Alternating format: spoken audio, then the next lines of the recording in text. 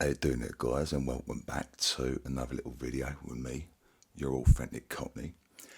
What I'm going to be doing with you today is going through a little bit of my old school gaming collection. Now, I wouldn't say as of yet these are old enough to be classed as retro. However, they are most definitely old school. We've got games starting roughly from year 2000, early 2000s, all the way up until the Xbox One, which is previous to the current gen consoles that are out at the moment. So we've got such consoles here as the PC, which isn't technically a console, the GameCube, the Wii, the original Xbox. We've got a game here as well, the 360, and of course the Xbox One. And we've got a few miscellaneous titles over on the left here, which I'll go through at the end. So let's begin the show with a banger, most definitely a banger. Mate, if you've not played this game, where have you been? Resident Evil 7 Biohazard. Now, in my opinion, this is the best of all the Resident Evils. This is the first time they switched the gaming over from third person to first person. And as you can see there, a little bit of gaming footage on the back. What this game involved was you was in rural America and you ended up being stuck in this house with this crazy family. And you basically was looking for your missus, your wife, and you had to rescue her from these psychos in this house. And it gave off this nice, proper Texas Chainsaw Massacre vibe with this game. That's why I loved it so much. But a fantastic game. I love the Resident Evil series anyway, but this was just my favourite. I really thought they smashed it out of the park with this one. To be honest, I would even suggest if you haven't got an Xbox One, that game alone justifies buying an Xbox on its own. That is a pucker game. Definitely give that a try. The next one here, I was pleasantly surprised by this. Sniper Elite 4. I bought this, I think it was like a tenner. I see it in a shop one day. Bought it for like a tenner. I thought I'll give it a go. Set in World War II. You're a sniper, and what was great about this game is that the sniping that you did, you'll get like a bullet cam, and the camera would follow the bullet slow motion until it hit your enemy and killed them. It also had a body cam, so you could actually see where the bullet would hit technically on the enemy's body. But just steer a little bit of the old gaming footage for you. Just obviously your fella sorting out his gun ready to snipe someone. Huge campaign. That's what I'm talking about, the shrapnel and melee X-ray cameras in this game as well. I was really impressed by that. But yeah, a bit of a surprise game that. I bought that and I was like, yeah, I'll give that a go. Really liked it. That's Sniper Elite 4. Next up here, Far Cry 5. Now, the first one I ever played was Far Cry 4, and then I jumped over to number 3, and I got hooked on them. I got hooked on these games. I loved being able to take out the enemy bases across the world, and when you did, you opened up more of the map and stuff like that. The story was great. The shooting, the open world shooting was fantastic. They get a little bit repetitive after a while, I'm not going to lie, but the first two games, number 4 and 3 that I played, were absolutely brilliant. I loved going up with a gyrocopter and just dropping grenades on people, causing havoc, causing all the geezers down on the ground a little bit of problem. Next up, Fallout 4. Now, I haven't really played a lot of this at all. I bought it, and I noticed it's made here by Bethesda, which also makes Skyrim, and I know that means that is a long game. I played Skyrim, completed it, and I didn't want to start this because I was like, I'm going to be playing this for ages, mate, this game. So I had a little go, and what I did play of it, I did like. It's like a post-nuclear game. But if it's Bethesda, mate, you can guarantee it's going to be a long game. Next up, Call of Duty World War II. Now, it wasn't my favourite Call of Duty. They originally started with the World Wars, I do believe. But I liked it. I like the Call of Duties. I think they are sometimes a little bit repetitive as well, sometimes, these games. But you've got the campaign, you've got the multiplayer, and obviously the zombies here as well.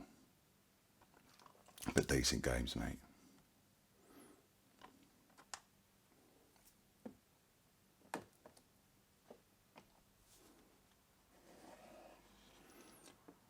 Next up, back on the Resident Evil. Still like this game, Resident Evil 2. This is the remake of the PlayStation version. Back in the day, the PlayStation version. And they remade it onto this, and this was also a popular game. Still not as good as number 7, I don't think. But still a brilliant game. You can't really go wrong with the Resident Evils, to be honest. If you never played them, it's money well spent if you're thinking of getting into gaming, do you know what I mean? Good story, good puzzles, keep you busy, keep you thinking. Now, jumping from the Xbox One over now to Xbox 360, but keeping with Resident Evil, we've got here Resident Evil 5. Now, still a fantastic game, but the reason I bought this is because I played Resident Evil 4. I liked the new third person thing I was going with from number 4 onwards until we got to 7. However, I didn't think that this stood out as much as number 4. Still a good game though. Good, fantastic graphics as well for the 360. It's Resident Evil 5.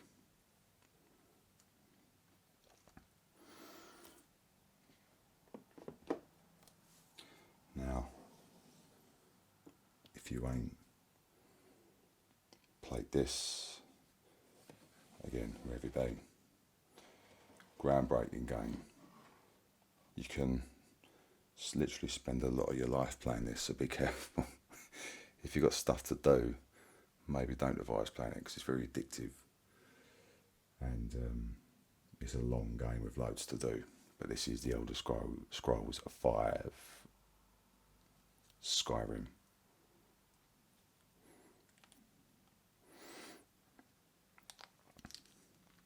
And fantasy action there.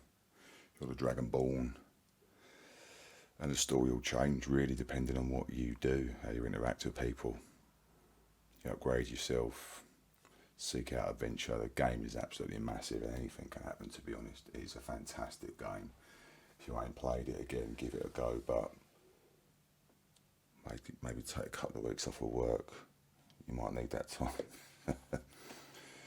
Next year, Red Dead Redemption. Number 2 was better.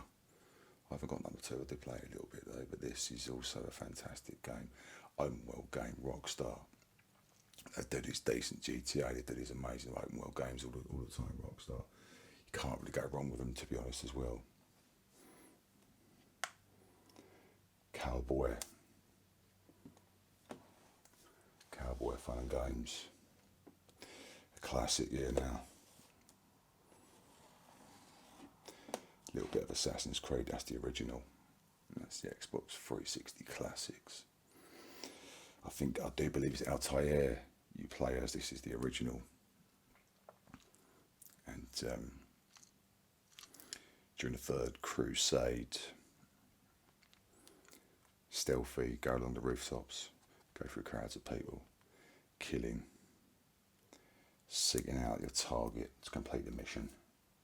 That's a brilliant game. Got addicted to that when I was playing it as well. Now, I liked this. This ain't my favourite Call of Duty, but I did like it.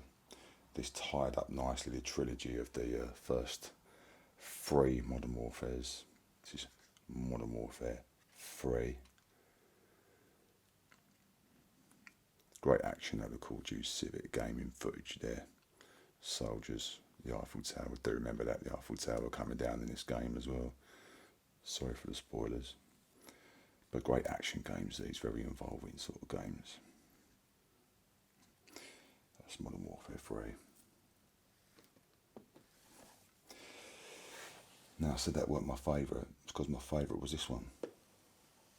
Modern Warfare 2. This is the first one I played. And it's a little bit dusty. I haven't touched that for ages. But this is the first one I played. And I got hooked on it. I loved the action because I'd never played it before. Never played this game when I got it. I was hooked on the different type of action. I would experienced action in a shooting game like that before until I started playing the Modern Warfare. So it was quite unique at the time. Played that when I was younger. Now, this is a bit of a unique game.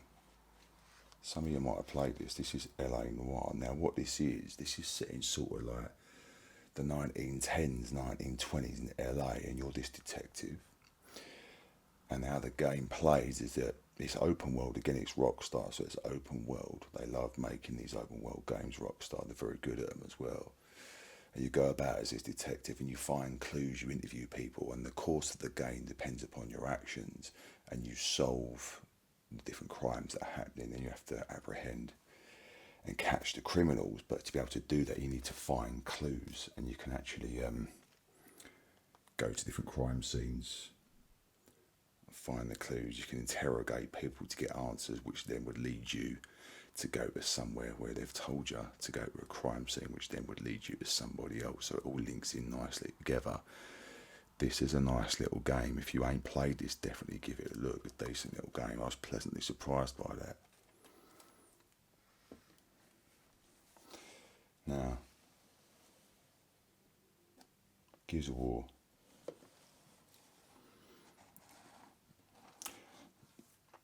I played this a fair bit, but not that much. I didn't really get into it that much, to be honest. Still a decent game, I know that. They made loads of sequels. Nightmare Below, Hero from Within. Obviously a very bloody game, and this is the classics. Obviously it became a classics. They made it into a classic box for the Xbox 360. Decent game.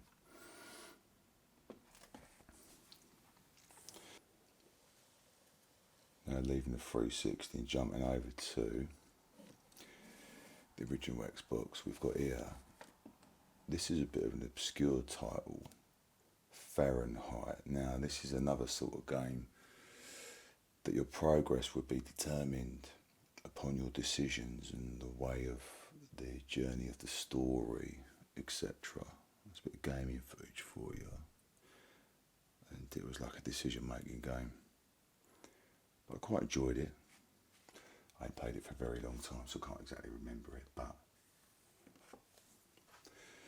I want to check that out. Now jumping over to the Wii. Little bit of Red Still So. Played the hell out of this game back in the day.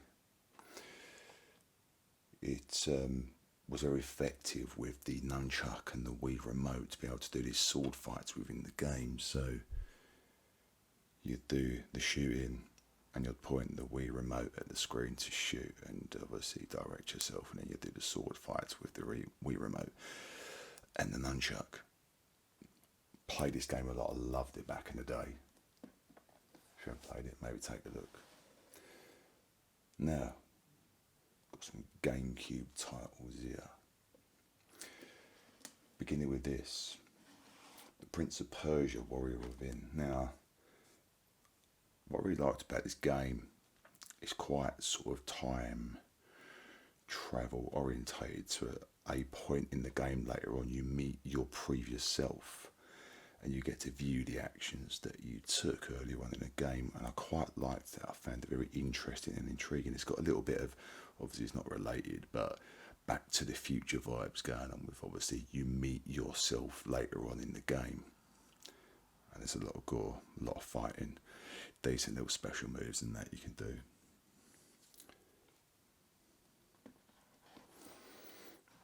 Now, what would a collection be? Any game collection without Bond. This is 007 Nightfire.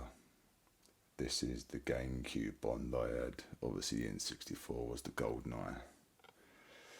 But this was a decent game. This was EA that made this game. The last one was Rare.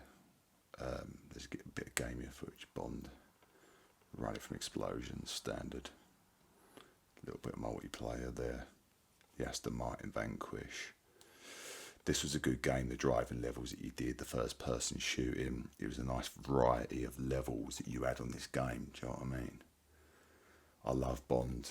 I love all the Bond franchise. I like the games. I love everything Bond. So I played that game a lot when I got it when I was a kid. Next up here, Medal of Honor, Rising Sun. I weren't really that much of a fan of the Medal of Honor games, to be honest. It was alright. I thought like the gameplay could have been a bit better. It was a bit rusty, but I like the sort of theme, the World War II theme though, for sure. Decent little game though, not bad, you know what I mean? Not too bad. I want to take a little butchers at that at some point if you can. Now, this one here, I liked this. Don't know if you played this before. Second Sight. You basically played as this psychic geezer, and as you progress through the game you learn more psychic powers to destroy all the other blokes, all your enemies and all that. Learn stealth, projection, team backup, telekinesis, side blast, and you'd have to use them at certain parts of the game to progress and be a bit intelligent with the way that you used your powers in the game. But it was a clever little game and I played it a lot when I had it, when I bought it. So if you like all that psychic stuff, I'll have to take a look at that. Now this one here, I liked this. Very innovative, mate. The number 13. If you ain't played this is quite a unique game. It's a first person shooter, right? But it's done in the style of a cartoon comic book.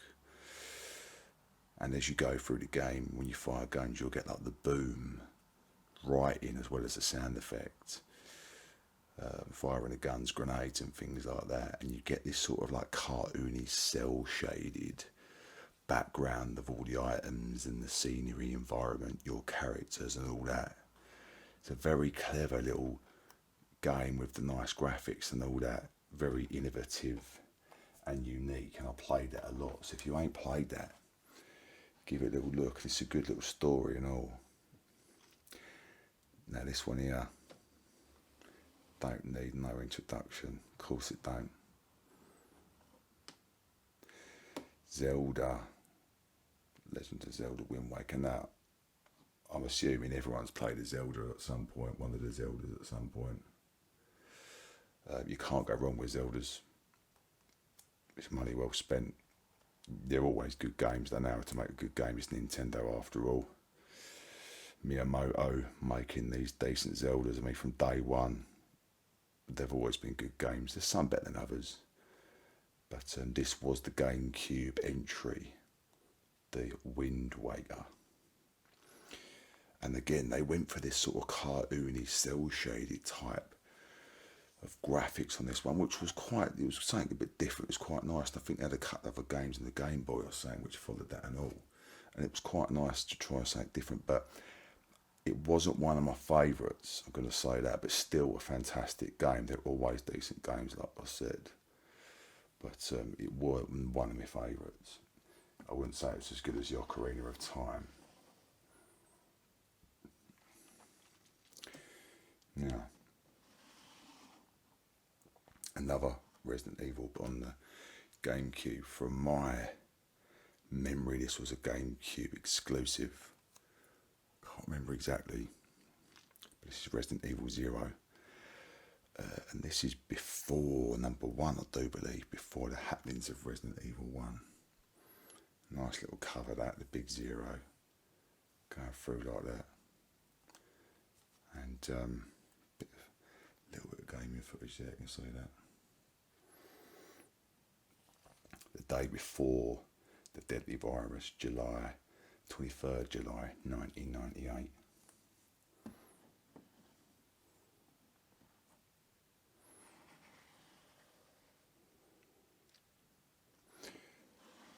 Yeah, nice little driving game. Played this a lot as well. Need for Speed Underground 2. Better than the previous Underground 1. Modify your motors how you wanted. Driving missions, like an open world driving game, and obviously you'll drive to the particular mission you was going to do and then carry it out. But good game. Back in the day, a lot of people used to suit up their motors, and this was popular. This became popular, doing up your cars and that when you was younger. So having all the underneath lights and the spoilers and the alloys and that on your motor. Next up, now obviously because GoldenEye on the N64 was such a success, they do make a few GoldenEye type remakes. This one's GoldenEye Rogue Agent. Now, you didn't actually play as Bond in this game, as far as I remember. You played another agent called GoldenEye, and you actually had a GoldenEye or GoldenEyes in the game, which you could use as like a gadget type thing. It was like sort of partially supernatural superpowers. But it did have the Bond license. It still had the Bond characters in it. It's Goldfinger, Oddjob, Pussy Galore, and Dr. No. And you would, I think some of them were your allies in the game. It was a bit of an odd one. Bond weren't, actually I'll tell you what, Bond was in the game, but I think he actually got killed right at the start. And then you play as the rogue agent. So it's quite something a little bit different, you know what I mean? I might want to check that out, guys. Have little butchers of that if you can. I did quite like playing that back in the day. There we are. Got another classic. Me and mates. Me and pals used to play this an awful lot. Super Smash Brothers Melee. Fighting game, but they've got loads of sequels to this now. This was the GameCube entry. I do believe it was the second one that came out. The first one was on the N64. But a brilliant game, brilliant fighting game. Used to play for hours. Multiplayer, one of the best multiplayer games you can get.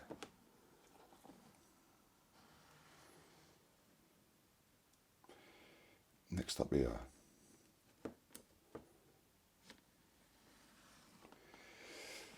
Hard Vendetta. Now this was set with John McClane being a bit older. I know in the later Die Hard movies he was a bit older, but this actually came out before Die Hard 4, and he was like an older McClane. It was quite a decent game, first person shooter, and it had the traditional John McClane type attitude throughout the game, do you know what I mean? There's a bit of footage there. Fighting some enemies, a bit of first person shooting. Rocket launcher looks like something like that. But yeah, definitely had the Die Hard vibe going on in that game. I liked it. Liked that game a lot. Now I remember getting this game. I think this was the first game I got on the GameCube, and the graphics still stand up to date.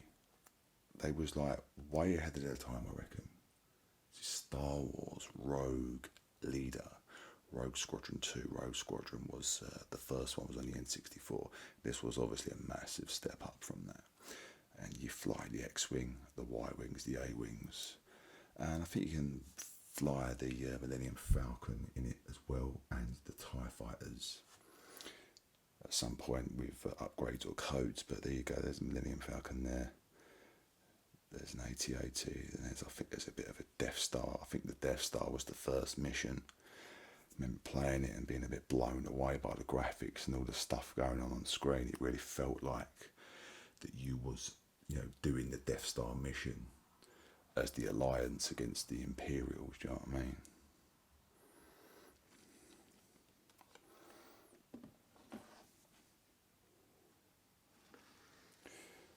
So it's into the GameCube line.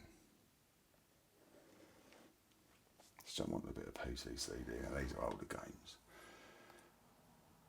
When did I get this? Might be like year 2000, don't know. I was a kid.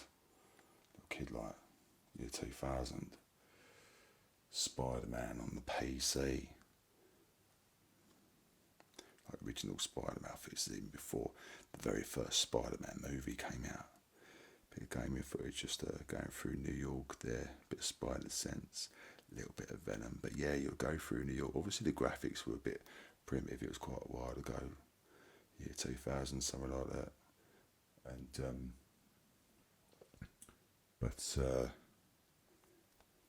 it was a decent game. Doesn't hold up today, obviously, of what we got now, but I used to play it a lot back in the day.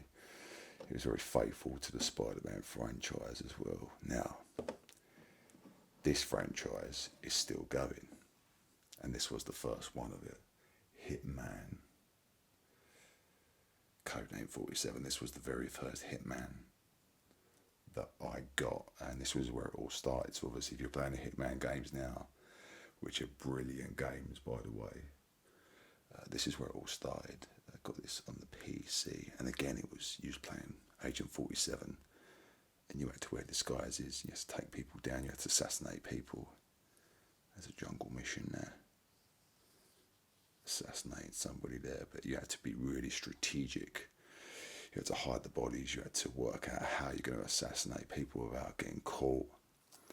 And there was various ways of doing it, and there still is in these games. They've got better and better, more detailed, and they're fantastic games. So that was the original Hitman. Now, just a few, finish up with some miscellaneous titles here. This is a Game Boy Advance game. I haven't played this for God knows how long, but this is a bit of Mario Tennis. Mario Power Tennis, but I did play it quite a bit back in the day. And you get all the Nintendo characters playing game of tennis. Small pictures of game of footage there, but you get all the classics, like Luigi, Mario, Donkey Kong, all the characters in that. But I did play that quite a lot when I had that game back in the day. Next here,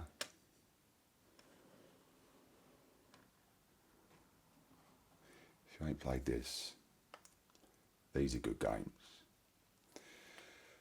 Professor Layton.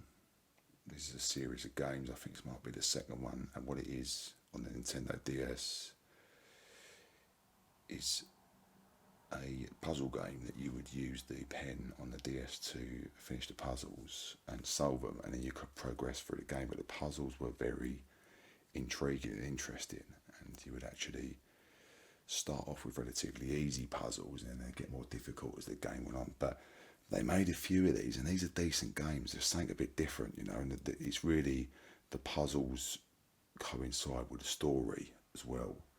So it's a very interesting game. So if you ain't played that, maybe have a little butchers. And last but not least, well, mate, who's that geezer? Sol Campbell. FIFA 2000, playing for Tottenham Hotspur. That's how long ago that was. I was a little kid playing that game. FIFA 2000. Not a lot on the back there, all the sports that matter, EA Sports, but I think really that was the only one of the FIFAs that I played. I ain't really into football games that much, but I played this one quite a bit. That's FIFA 2000, that's when Sol Campbell used to play for Tottenham.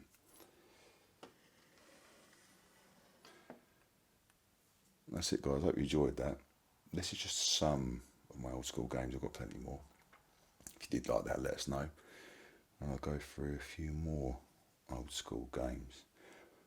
But my shout outs for this particular set is most definitely going to be the Pucker, Resident Evil 7, the amazing Skyrim, and let's say obviously the classic Zelda on the GameCube. Hope you enjoy that, guys. See you next video. Take care. Cheers.